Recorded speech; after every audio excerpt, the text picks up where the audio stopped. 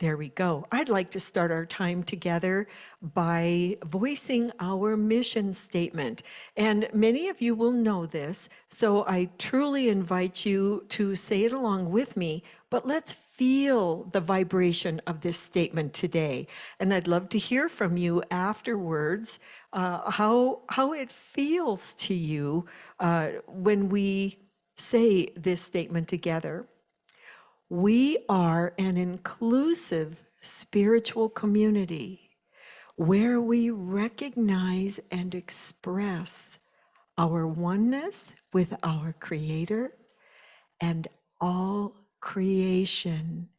That is a big statement to embody, isn't it?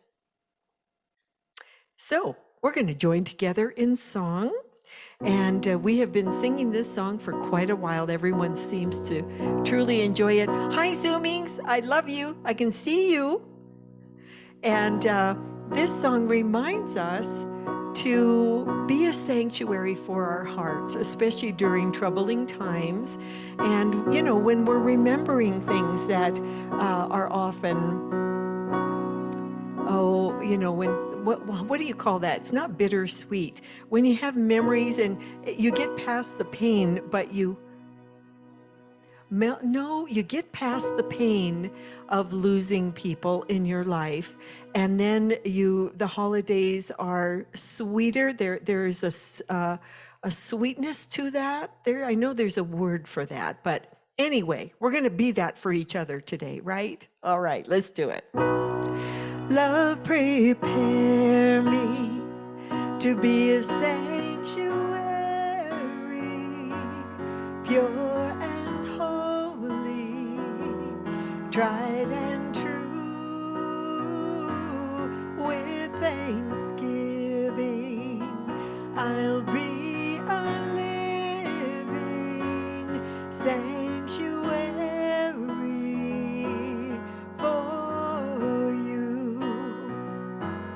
Love, prepare me to be a sanctuary, pure and holy, tried and true. With thanksgiving, I'll be a living sanctuary.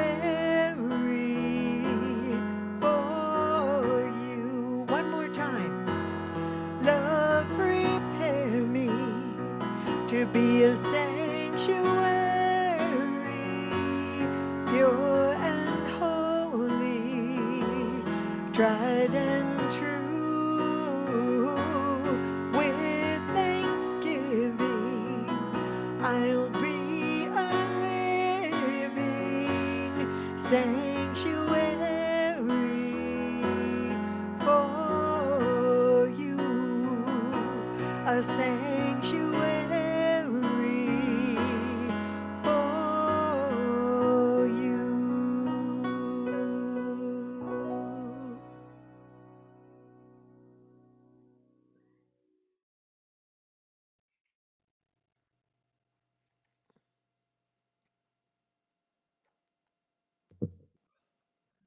Good morning, everyone.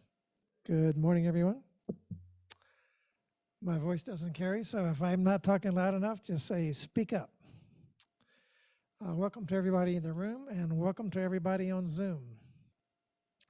I was going to ask, are there any first-timers here? And I know there's some first-time newcomers here. Welcome. I think it's Doug and Robin, the brother of our guest speaker today. So welcome, guys. If you want to give your information to the ushers as they go out, we can keep track of each other. And same for the first timers on Zoom. If you put your information in the chat box, Kayla can collect it and we can contact you later. As you know, we're celebrating Memorial Day today. This is a time when we honor all those folks who have worn the uniform of the armed forces. I would just like to honor those people right now. If you are a veteran, could you please stand up in the room or wave your hand if you're on Zoom? Thank you very much.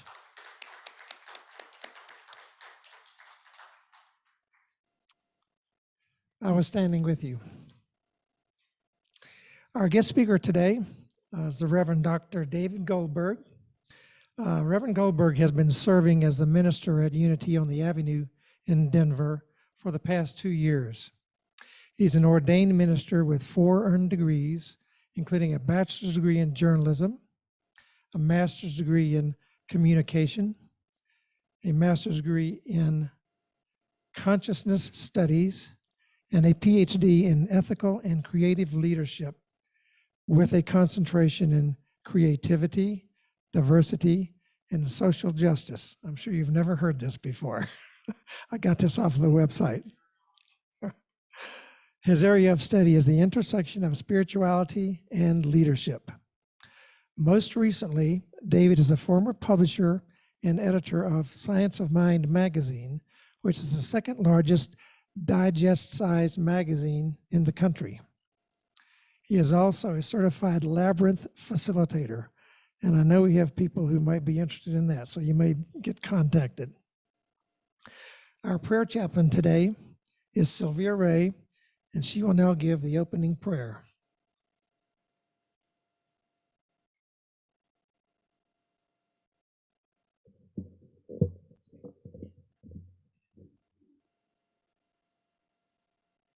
Good morning. It's my honor and privilege to be here with you today. And let's begin by letting go of any doubts, cares of the world, and false beliefs. And then breathe in to our heart space, that secret, sacred place of the Most High, where we recognize our oneness with each other, that we are divine beings. And let us give thanks for Charles and Myrtle Fillmore, who knew the truth that they are beings of divine love and live the truth so that the attraction to the truth they lived has created not only unity, but grown into a worldwide ministry. We want to give thanks, recognition, and honor to all the people who have given their lives and given up their own personal sovereignty in order to serve our country and keep us protected and safe.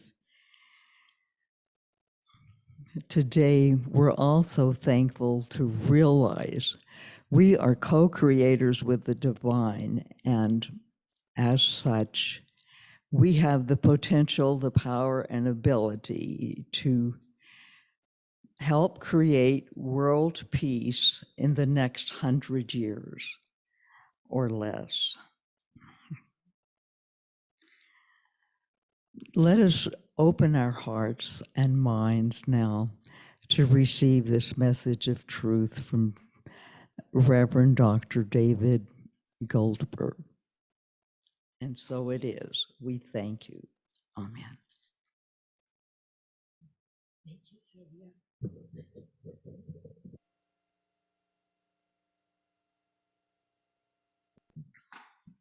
I love what Sylvia just said about, and I have many family members who have served in various branches of the military to support and protect us.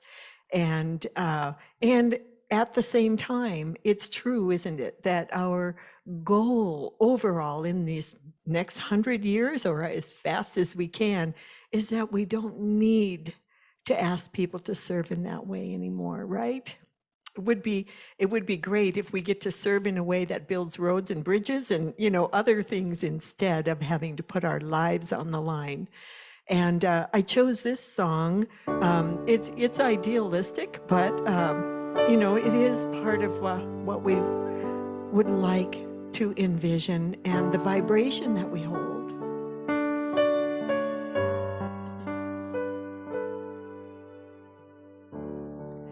Imagine we're in heaven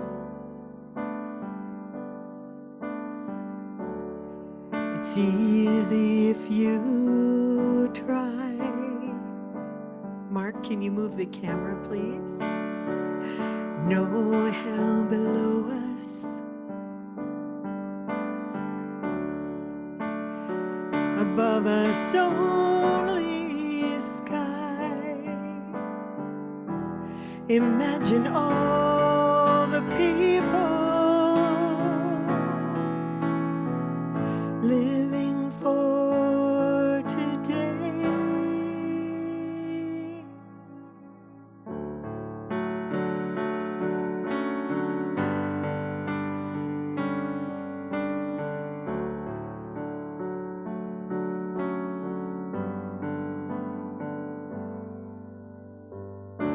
Imagine there are no countries. It isn't hard to do.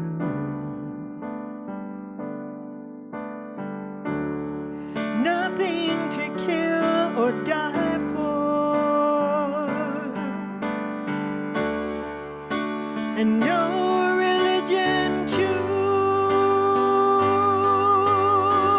Imagine all the people living life in peace. You may say I'm a dreamer, but I know I'm not the only one. No. And I know someday they'll all join us, and the world will be as one.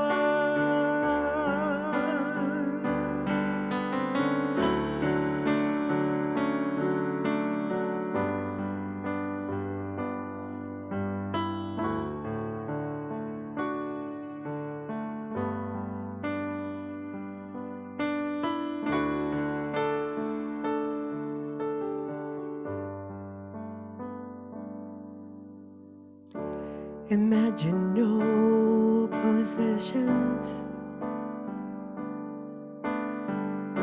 I don't know if I can. No need for greed or hunger.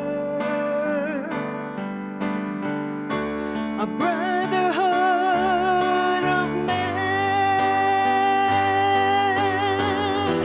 Imagine all the people sharing all the world. You may say I'm a dreamer, but I know I'm not the only one. 'Cause I know someday they're all gonna join us, and the world will be as one.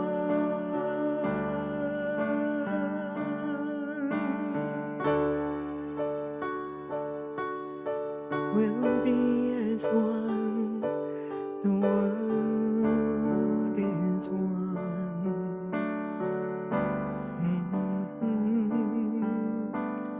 Is one.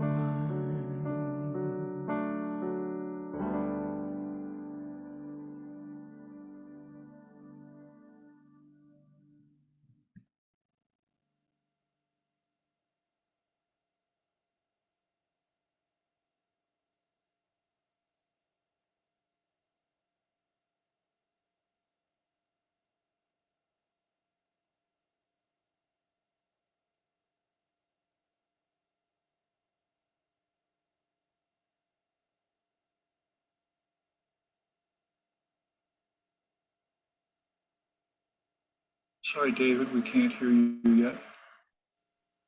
Unmute the microphone, please.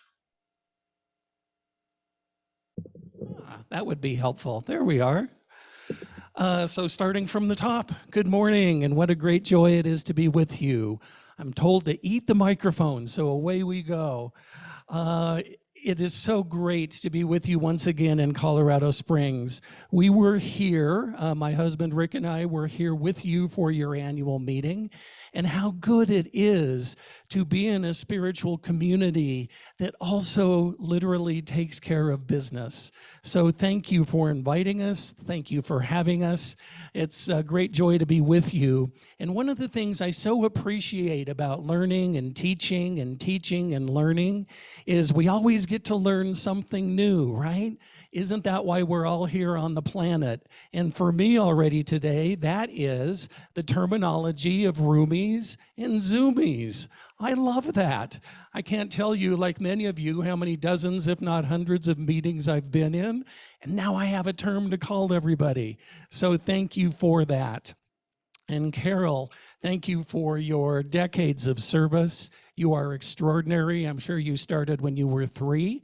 And any church that offers music by John Lennon, I'm in.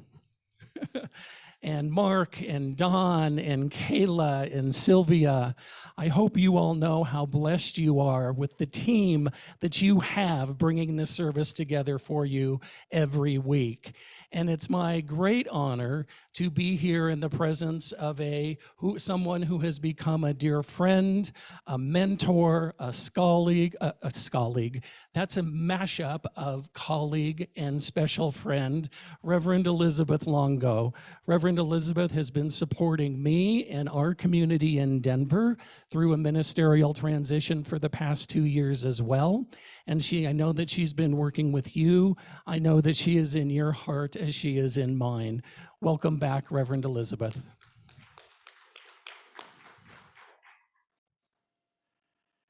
So my friends, on this day, my talk title is Remembering Who We Are.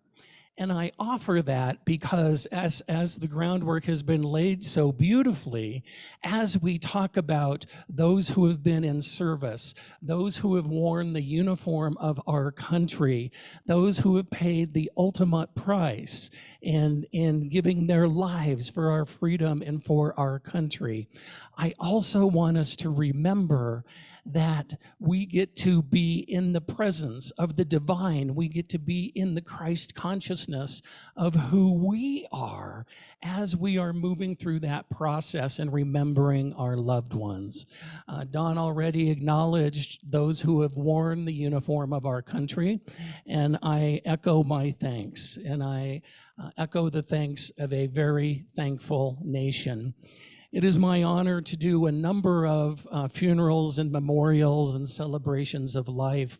And when I step into that role in service, whether in Fort Logan National Cemetery here, whether in Punch Bowl, the Arlington of the Pacific in Honolulu, I'm always moved by the military honors that are offered our veterans and their families who so choose, to listen to taps, to watch the honor guard unfold the flag of our country and then fold it back with such beauty and such precision and offer it to the family of the fallen soldier.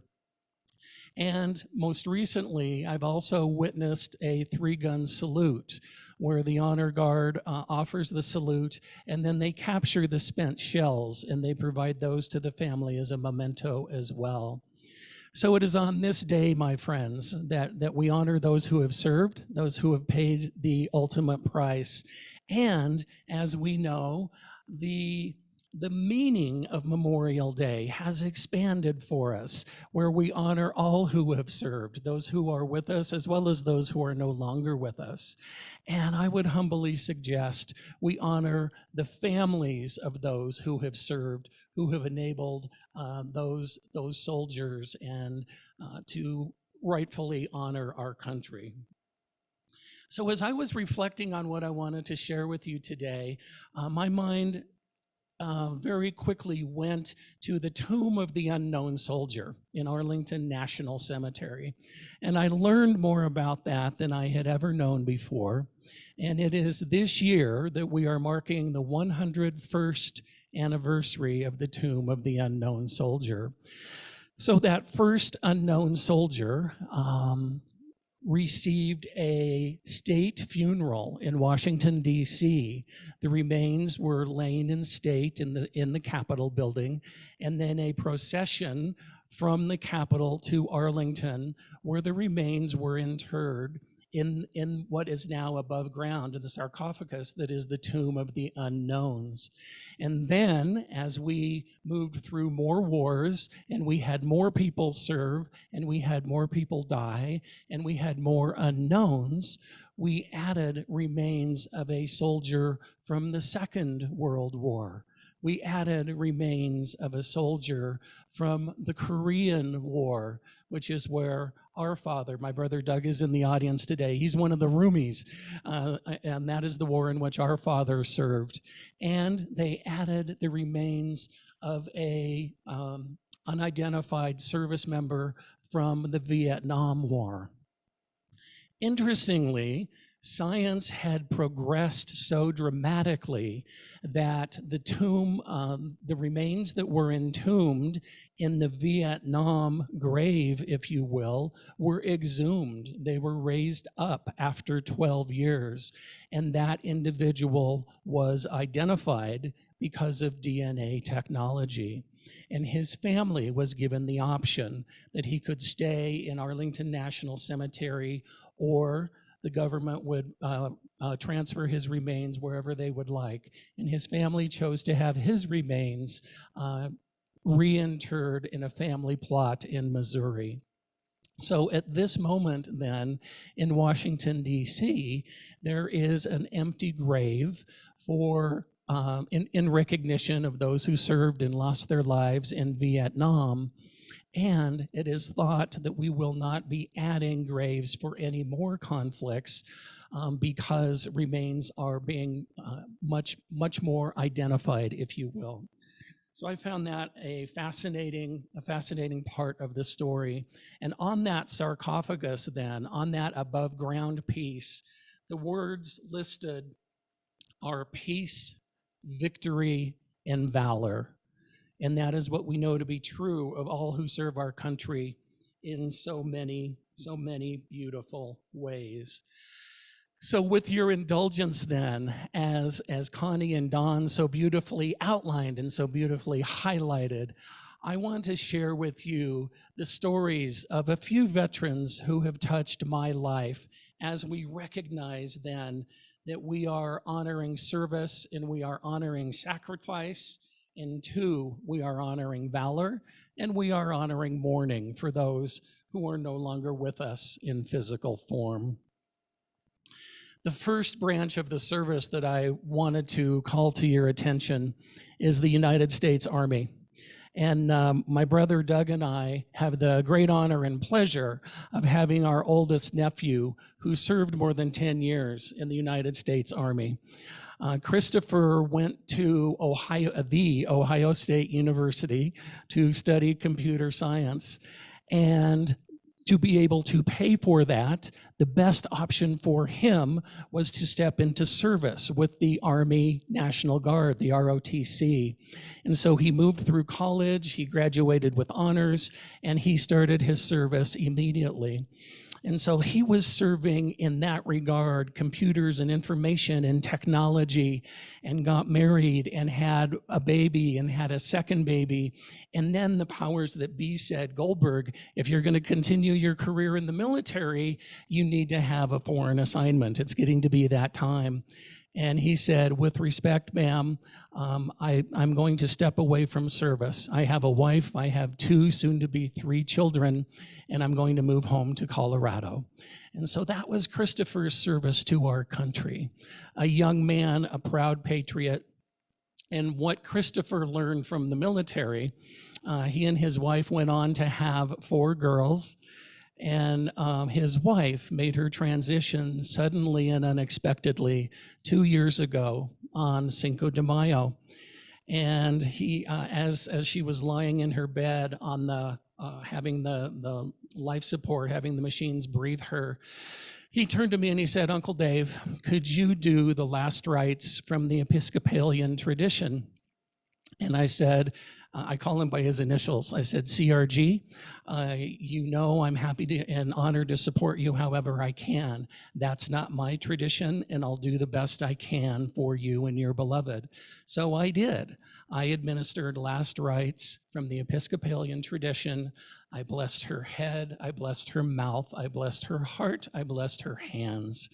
And we removed life support the next day.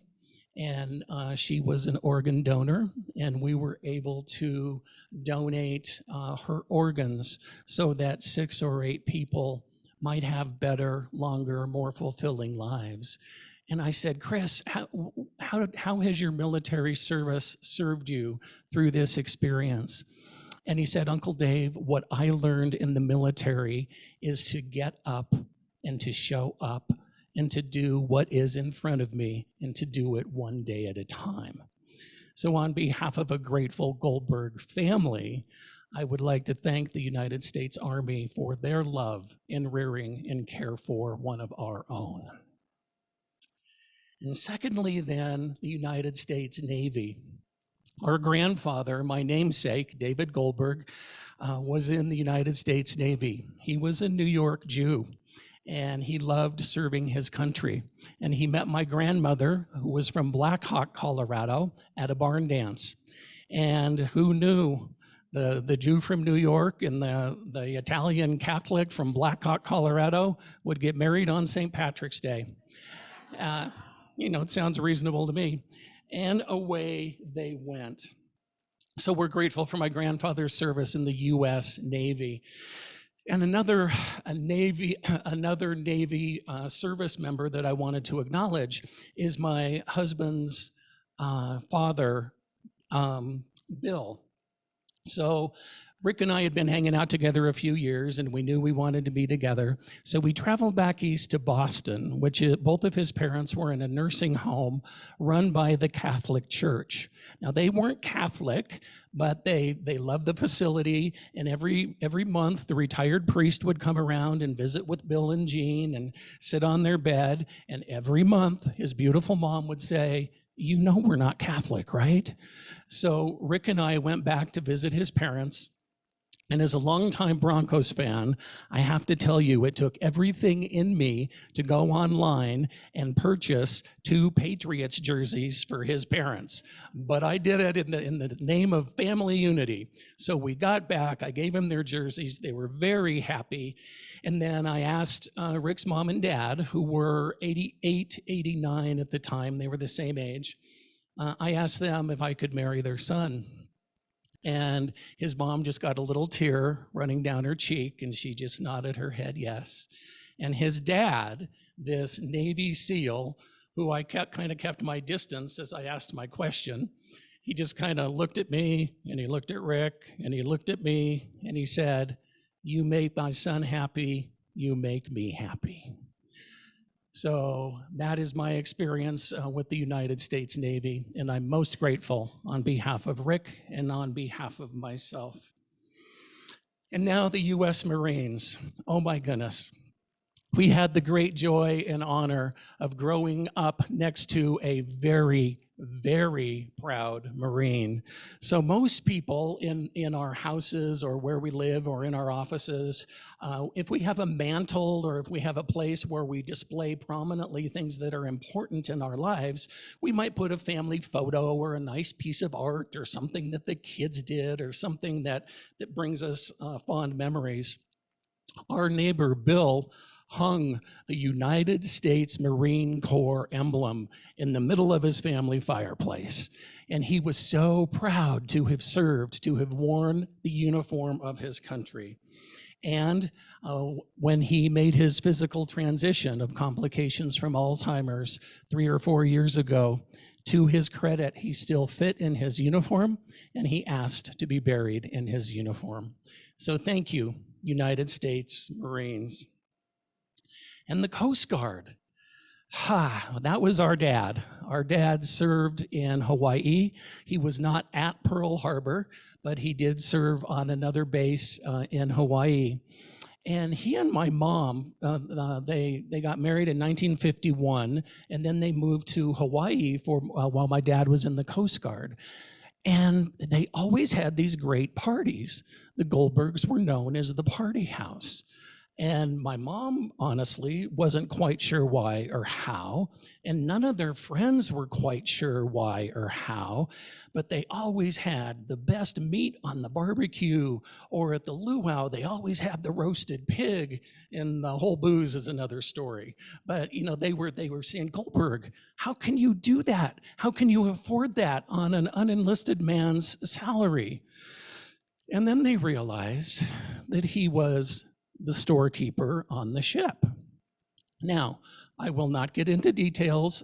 I do not know if the U.S. Coast Guard offered an employee discount. I will just say that all of my mom and dad's guests were well fed, and I'm thinking that was on behalf of the U.S. taxpayers. So thank you. Thank you very much for that. And then finally, the United States Air Force. I wanted to share with you the story of David and Pam. They are friends of ours, and David had started to make his physical transition some 7 or 8 years ago. And his beloved Pam reluctantly put him in assisted living, and she would drive every day to the assisted living care facility, pick him up, drive him home, have a conversation with him, cook him dinner, and then take him back to assisted living, because she's petite. She's 5'2" if she's an inch. And he was a big guy. He was bigger than I, both in height and in stature. And so she wanted to make sure that he was getting the best care that he could get. So like always on the weekend, she picked him up early, kept him all day, cooked a great dinner, had as much of a conversation as they could have. And let me back up. I met David when Pam brought him to my church, to our Unity Church in Denver. And he was already at the place physically where he couldn't hold his head up. And it was embarrassing for him, and his wife was trying to support him. And I did what I could do just to offer my love for who he is, and looking beyond circumstances and looking beyond conditions. And so then fast forward, Pam picked him up on this Saturday, almost a year ago, the end of July, took him home, had some conversation as it was, and cooked him dinner. And he communicated to her non-verbally that he wanted to lay down, that he just needed a rest or he wasn't feeling well.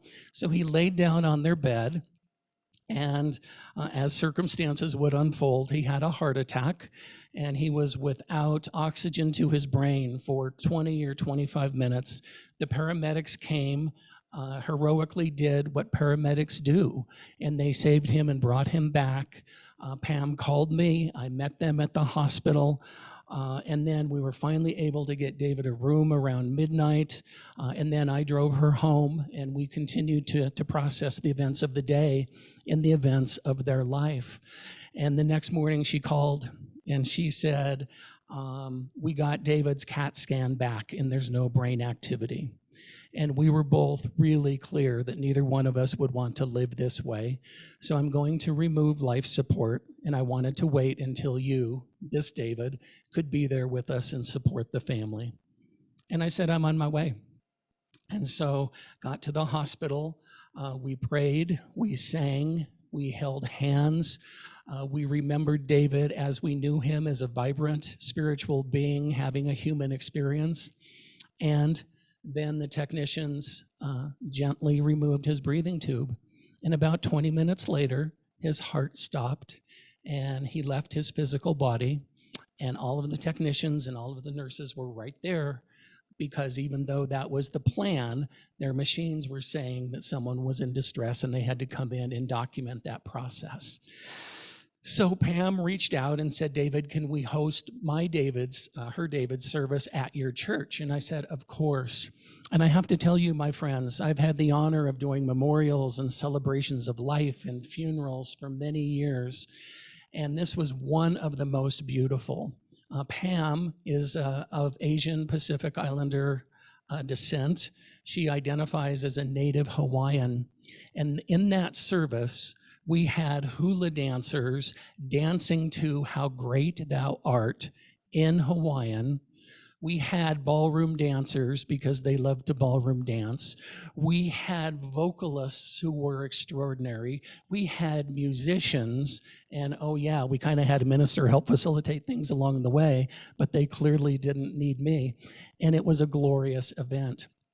And then Pam approached Rick and me and she said, I love you both, and you have been so good to me and supportive of our journey. David had been cremated, and she said, I want to do a service for him in my hometown in Honolulu with my friends and my family present. Will you join us? And David, will you conduct that service? And I said, of course, I would be honored to do so. So we joined Pam for a week in Hawaii. We had the service at the Punch Bowl Cemetery, which is the Arlington of the Pacific. It's the military cemetery in Honolulu. Did a beautiful brief service with his urn, with a picture, with a beautiful lei dropped around the urn. Sweetheart, you are awesome. You can stay here as long as you want. Giant souls with giant lungs. I love that. So anyway, we did that brief service, and Pam's whole family was there. And then we carried the urn. I carried the urn the short distance to the memorial wall where they were going to, or where we did inter David's ashes. We did a brief ceremony there. We did another prayer. The groundskeepers were just meticulous, and they put the plaque back on top of the open space, put the screws in, and they both stepped back and they saluted with such amazing pride and great dignity.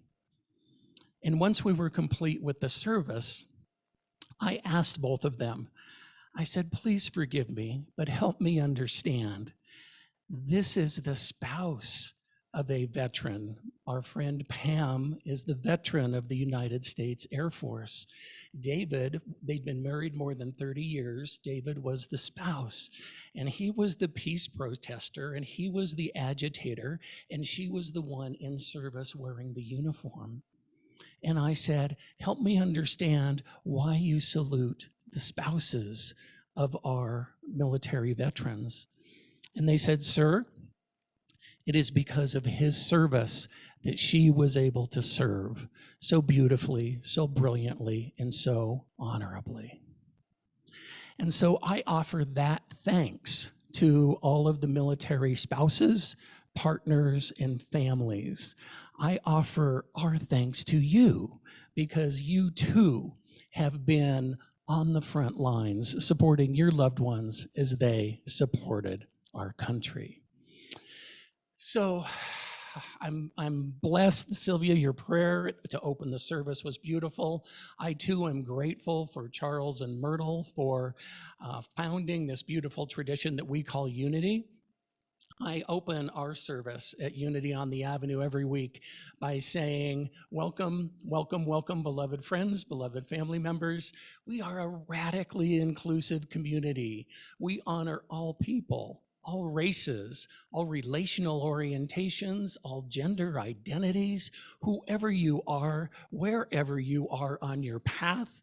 You are welcome here, and you are a part of this community. Not welcome on the fringes. You are welcome as an integral member and participant in who we are and what we are about. And I sense that same beautiful energy here at Unity in the Rockies. I bless you in your ministerial search, knowing that that has been an interesting process. We plan and God laughs, right? So for all who have been engaged, for all who have chosen to stay involved, thank you. For all who join us online, all in the Zoom room, all the Zoomies, I love that. I bless the sweet four-leggeds that are crawling across the screen. I wanted to tell you the story of another spiritual community that I belong to. And this beloved space created a membership program for our pets. So your horse or your dog or your cat or your iguana or your snake or your hamster or your rabbit could be a member of the church. And honestly, I didn't get that right away. And I was having a conversation with one of the ministers, and I was like, how does that work, right? Because everything is grounded in prayer, and then we take it forward into the out picturing. And she said, David, we started by just being a welcoming community and having a pet blessing and a pet parade and recognize the beauty and the glory and the Christ consciousness of all sentient beings. And then it started to become a membership tool for us. You know, on those occasions, perhaps when people are complete with their marriages as they are right now, and they want to step into a different form of consciousness in loving and honoring each other, when that marriage goes away, we have people coming to us and saying, well, my ex-wife and my golden retriever are members. I think I should probably join. So in that way, the pet ministry continued to serve the community. And when I was here for your annual meeting, it was glorious to have a tour of your property, to have conversations with people who have such high vision for what you want to accomplish and the things that you want to do, and the conversation about the possibility of adding a labyrinth someplace on your beautiful grounds here. Yes, as Don suggested, I'm a certified labyrinth facilitator. All that means is I went to a couple of classes over a weekend, and I know about this much more about it than you might. But let's have that conversation. What does the labyrinth look like for you? We're blessed to have one at our church at Unity on the Avenue. For those who are familiar with the terminology, it's a 7-circuit chart style labyrinth. So it has 7 circles. It's got the rose petal in the middle. And you know, one of the things that I love most about the labyrinth is there's no wrong way to do it. Right? Like a few of you, I suspect, I'm not big on rules all of the time. So if I want to walk the labyrinth and be meditative and get to the center and perhaps do the Lord's Prayer or whatever's speaking to me, that's perfect. And if I want to walk in and do something and run off, I can do that. So there's no right or wrong way to do anything with the labyrinth. I bless you in that work. And finally, I just wanted to share with you that we are doing a book study through the summer, and I'm sure many of you are familiar with the work by Reverend Linda Martella Whitsett, Divine Audacity. I'm loving the book. I'm loving the terminology. I'm loving the exploration of the Fillmore's 12 powers of man as it relates to us, and how can we activate and share that in our lives. And I've known Linda for quite some time, and she was kind enough to do a couple of videos for us to announce our book study. So one at the beginning of May, and one just a couple of weeks ago as we continue in that work. She's a delightful being, and in her spare time, she is the minister responsible for overseeing the World Ministry of Prayer. So bringing it back then to our Memorial Day talk, I love that our country is recognizing those who have served and given their lives in honor, in support of our country. And that, my friends, takes place every hour of every day, 365 days a year, or 366 days during leap year. And it is meticulous and it is perfect. The people who are keeping guard, and yes, it is men and women now, they march exactly 21 steps. They turn 45 degrees for 21 seconds. They turn another 45 degrees for 21 seconds. 21 is the magical number because that is the epitome of what the military can offer those who served with a 21 gun salute. So while our country is honoring those who have passed, Unity Worldwide Ministries is honoring those who are still on the planet in need of prayer. Reverend Elizabeth, the World Silent Unity is about 125 years old, if I'm remembering. So no disrespect intended to any other fellow Americans. Unity was on the prayer thing before the country was. So we love and bless all in service. And I just wanted to share with you a couple of things from Reverend Linda's book. The things that so far have spoken most to my heart. When she's talking about divine audacity, there are 4 things that she invites us into. The first is to acknowledge to acknowledge that we are expressions of the divine. However we inform that, however we identify, is it Christ, is it Jesus, is it Buddha, is it Mohammed? It is all good. So you see, whatever your path, we're not here to tell you what to believe. We're here to tell you to believe. So acknowledge and then admit it to yourself, and then allow that to be. And then the fourth piece is to be that, to be divinely audacious in any or all of those 12 powers. And I love what Reverend Linda writes, actually in the introduction to the book. She says, "My purpose is to transcend religion and to flatten spirituality, to level the field of thought and experience so that there is no higher or lower, no more spiritual and less spiritual. I want that we realize our oneness with God. Instead of identifying ourselves as only human, I believe we free ourselves from our limited human perspective by identifying our nature as divine. I want that we reveal our divine identity." And then at the beginning, she actually quotes somebody else when she says, "Awake, arise, and assert yourself, you dreamers of the world. Your star is now in ascendancy." Isn't that a brilliant way to move into this weekend? Whatever we're feeling, whatever we're believing, however we are grounded, if we are honoring family members who died in service to the country, if we are honoring those who are no longer here with us in physical form, if we are honoring a spouse, a child, a grandchild, any who have served in any way, honoring is good, my friends. Never postpone honoring, whatever that looks like, however you choose to step into it. And for those who are enjoying the first weekend of summer with the cookouts, with the parties, maybe honoring a graduation from kindergarten, from 8th grade, from high school, from college, whatever that looks like, never postpone joy. Step into that. Be divinely audacious in what you choose to do, because you see God plus you is a majority.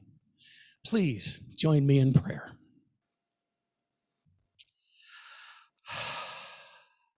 How good it is to be here together, however we are joined, eye to eye, face to face, heart to heart. I know the one power, the one presence that I choose to call God is in, around, and through it all, including the technology. So I bless all within earshot of my voice as we step into this holiday of remembrance, of service, of peace, of valor, and of love. And so as we recognize those who may not be with us in physical form, I honor that they have released their biodegradable flesh suits and are doing what is theirs to do, wherever that is, whatever that looks like, in whatever dimension may be present. For those who are still here, I bless us as giant spiritual souls having this human experience. I know that we live the concept of namaste, that the divinity in me blesses and recognizes the divinity in you. And I know that every action, reaction, interaction, and transaction is God speaking to God. And I know that is the energy that we bring to this day, to our loved ones, to our beloveds, to our friends, to our colleagues, to our associates, to our fellow congregants, indeed to those whom we may not even know in this moment.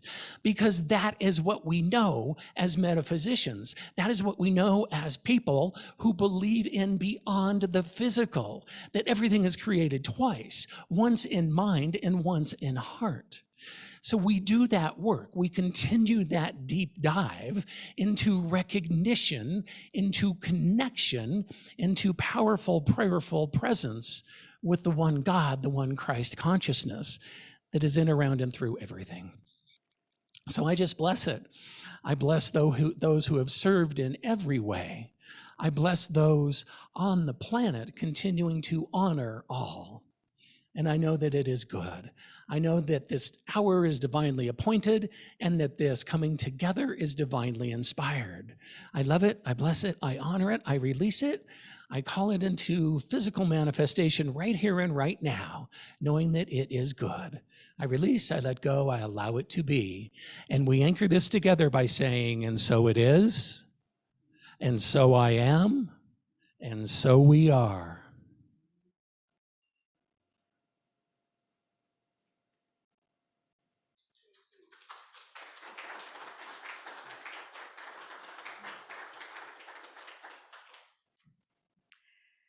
Thank you, Reverend David, for giving us a glimpse into some of the lives of people who have served that the two of you care about. Thank you for that. And for the reminder of joy. You know, these times can feel not so joyful for some, but if we look back with those memories and look at the joyful memories too, that's where you get that sweetness in the loss, whatever that word is that I can't think of.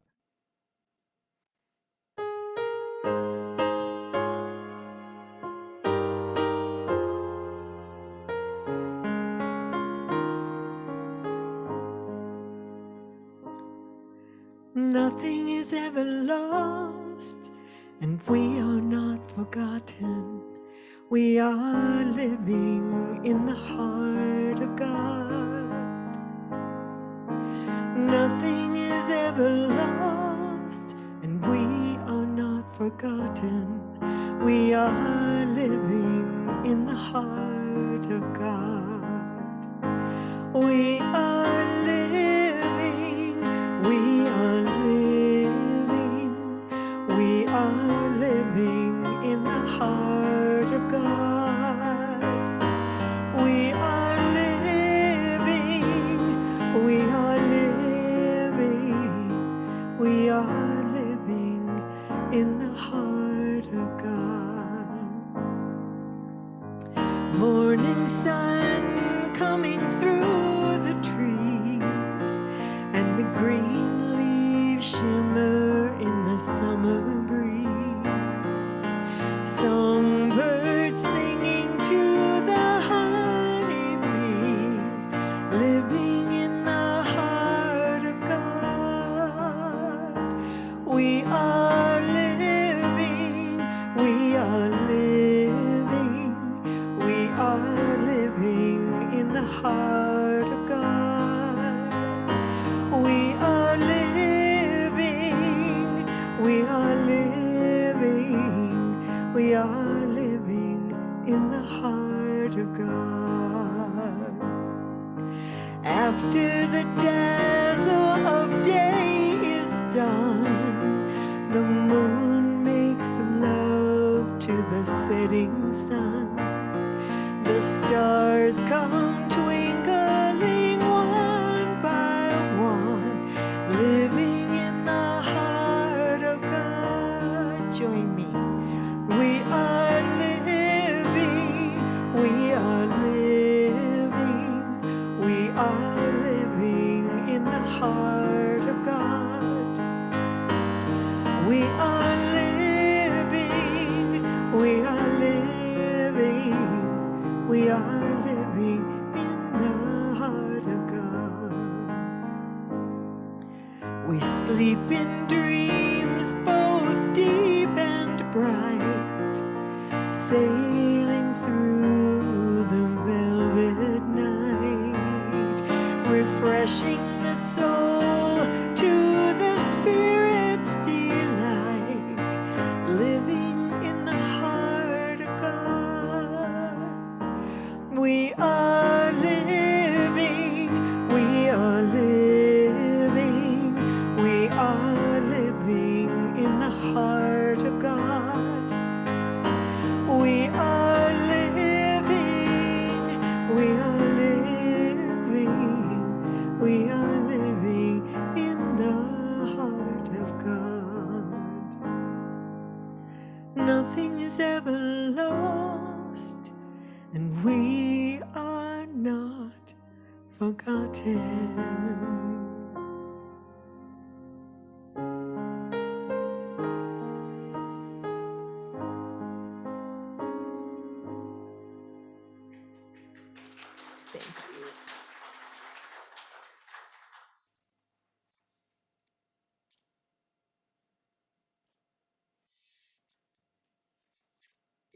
Pull that one down.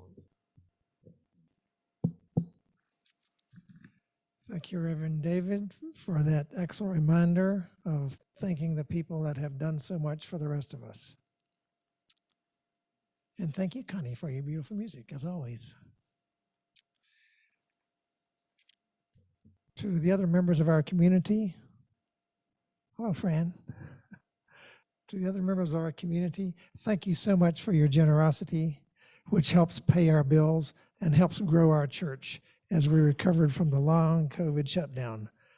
There's quite a lot that goes on to make that happen, and we appreciate all your help. For those of you who are attending in person, you may drop off your gifts in the offering box in the back of the room. And for those of you online, you can go to unityrockies.org. In the back of the seat pockets here, there are cards, and there are also, you can use an envelope to put your offering in if you like, and there are places where you can fill out a credit card donation slip if you'd like to do that. So Kayla and Mark, could you please put the donation information in the chat box and the affirmation of abundance words on the screen, which is, that looks like the song. Okay.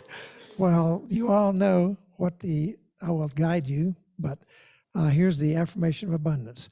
Divine love through me blesses and multiplies all that I have, all that I give, and all that I receive. Thank you. Now, I'd like to share a moment to share some information about those who could use an extra prayer today. Phyllis George is in the center at Centennial in room 332 while she's doing some rehab after an auto accident. She was in St. Francis Hospital for several days, and now she's doing rehab at the center at Centennial. So I know everybody doesn't get that information, so I wanted to share that. Marlene Milner, who was going to be doing what I'm doing now, but she sounds quite a bit like a bullfrog, has some kind of weird crud that they're trying to figure out what it is. She's been tested for COVID, and at least once it's not that.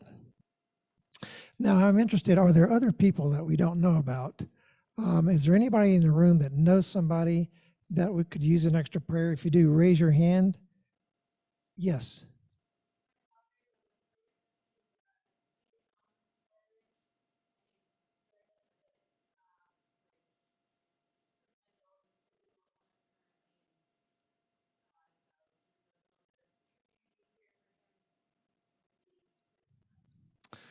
This woman's father, Mr. Fritz, is struggling with some disability and could use our prayers.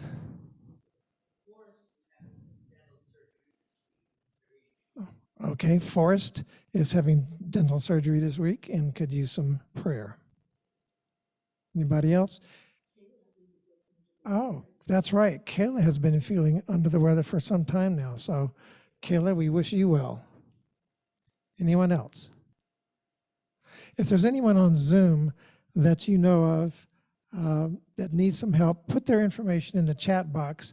And if Kayla could collect it, we will gather it later to a prayer chaplain. Yes.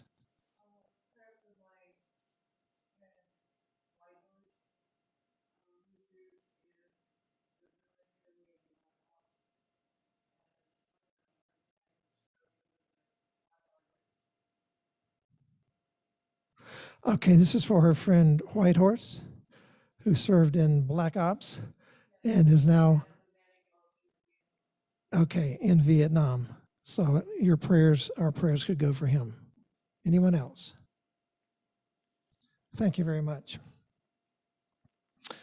As you know, Michael Elmore, who was our audio-visual person for 2 decades here, transitioned last March the 30th, and he deeply loved our community, and he would be honored by your presence at his celebration of life next Sunday, June the 5th, at 3 p.m. at the Church of the Wildwood in Green Mountain Falls. The service will include live music, which is appropriate, and refreshments. As part of our 100th anniversary, the Sacred Women's Circle is sponsoring a cookbook fundraiser, which you've heard about.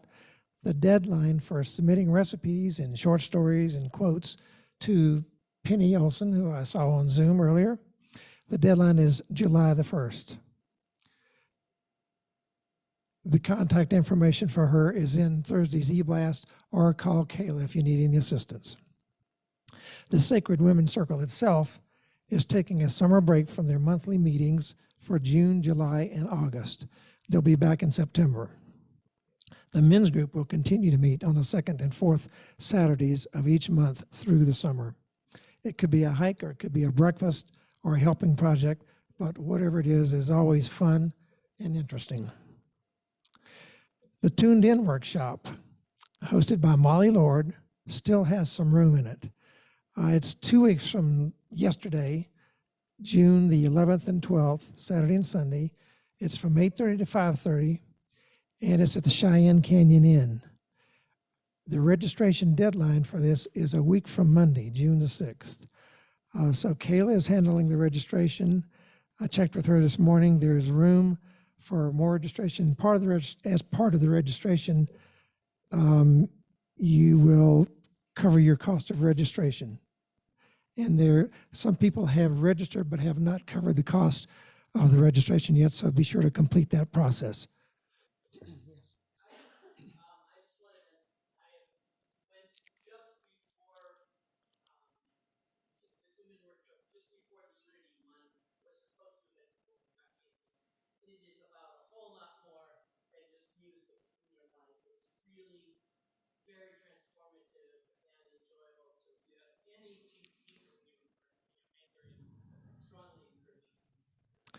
Peg just said that she went to a Tuned In workshop previously, and that it's a lot more than about music. It's about archetypes and your life. And so she strongly encourages, and so do I, attending this. I have signed up. Reverend Elizabeth Longo, who is with us as we saw before, she'll be teaching a class on Zoom for 5 Tuesdays, and it's based on the book The Eye of the Storm by Gary Simmons. Lou has started reading this book and says it's really excellent. Classes will begin on Zoom from June 21st through July the 19th from 6:30 to 8:30 each Tuesday. Kayla is handling the registration for this class, so contact her to sign up. And you can participate with a suggested love offering when you register.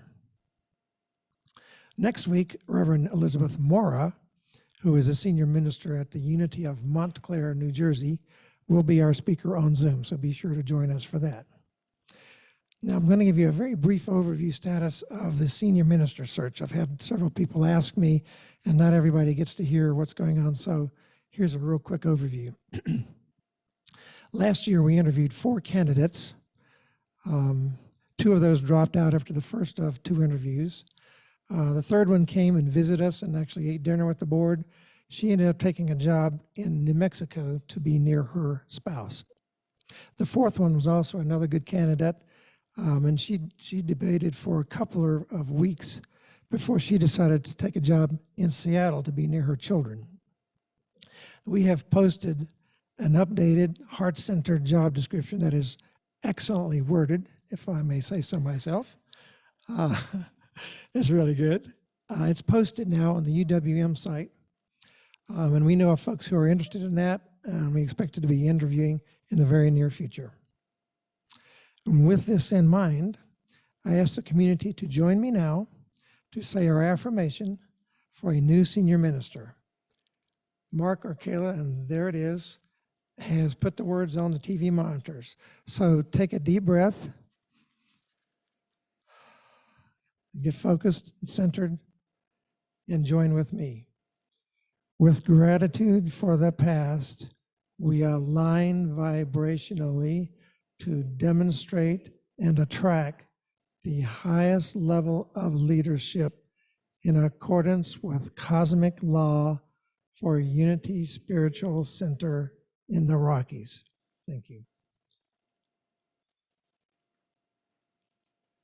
Following the service, if you'd like to stay for a fellowship on Zoom, just remain online. And I'm not sure if Reverend David is going to be available for that or not. He says he will be, okay? And you know how to get him. Okay, great. And for those in person, go down to the fellowship hall and join us for snacks and camaraderie. Now the prayer chaplain, Sylvia Ray, will give the closing prayer.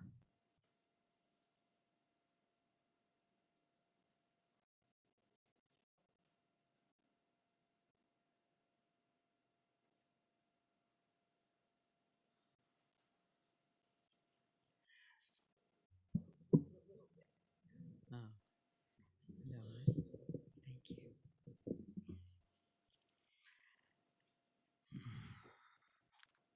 Let's take a breath and reconnect to our heart center and give thanks for this interesting and informative lesson provided to us by Reverend Goldberg. And thanks for the opportunity to be celebrating 100 years of being a ministry of love and light in Colorado Springs. And ask ourselves, are we willing to step up and live the truth of our being, that we are divine beings with the ability to share love and light, to help transform our universe by every positive thought, every loving thought, our prayers of compassion and prayers for peace.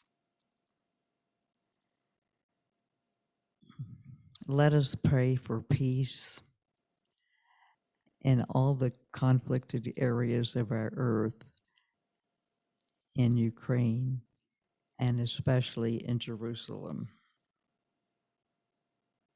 Now let's call to mind and say out loud the names of our loved ones, those who may have made the ultimate sacrifice, those who may be grieving and in need of peace and comfort, those who are unaware that there is plenty for everyone, those who are not feeling as well, and let's see the truth about them, that divine love harmonizes all relationships, and divine life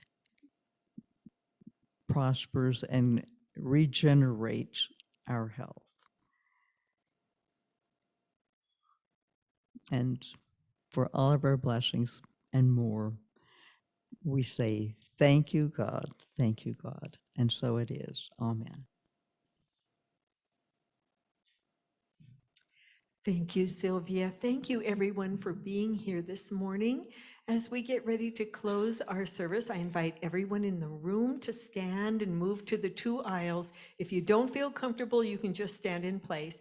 But if you'd like to help us make a circle, and if you want to hold hands, fine. If not, extend your hand. If you don't, then just keep your hand at your side, whatever makes you feel most comfortable. And on Zoom, I want you to visualize yourself standing in this room, right? And feel warm hands in yours as we sing our closing song together.